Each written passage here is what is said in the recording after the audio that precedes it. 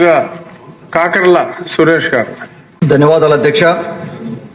ఇది ఉదయగిరి నియోజకవర్గంలో ఉన్న 30,000 పేద కుటుంబాలకు సంబంధించిన డ్రింకింగ్ వాటర్ సమస్య అధ్యక్ష. నేను ఈ సభలో 2 సార్లు ప్రస్తావించడం జరిగింది. 2014-19 మధ్యలో ఎన్టీఆర్ సుజల స్కీమ్ కింద 14 మండలాలు అంటే ఉదయగిరి నియోజకవర్గం, ఆత్మకూరు, కావలి.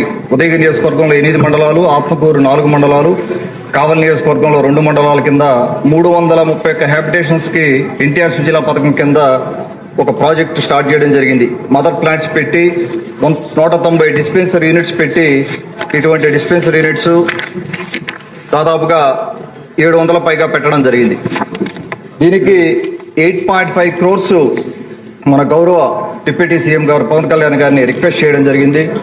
దాని గురించి ప్రోగ్రెస్ లేదు అధ్యక్ష. అది ఒక్కసారి మన పవన్ కళ్యాణ్ గారికి ఒకసారి గుర్తు చేసి మనం ఈ ప్రాజెక్ట్ ని రిపేర్ చేసి ముందుకు తీసుకెళ్దామా, లేకపోతే డీకమిషన్ చేసి ఇక్కడ ఉన్న మెటీరియల్ అన్ని కూడా, ఇన్ఫ్రాస్ట్రక్చర్ అన్ని కూడా మనం సేల్ చేయడమా, లేకపోతే ఆక్షన్ వేసి ఆ వచ్చిన డబ్బుతో ఆరో ప్లాంట్ పెట్టి వెళ్లాల్సిన అవసరం ఉంది. చాలా ఇబ్బంది ఉంది అధ్యక్ష. ఉదయగిరి నియోజకవర్గంలో ఆరో ప్లాంట్ల కోసం అని చెప్పి రిక్వెస్ట్లు కంటిన్యూగా వస్తూనే ఉన్నాయి.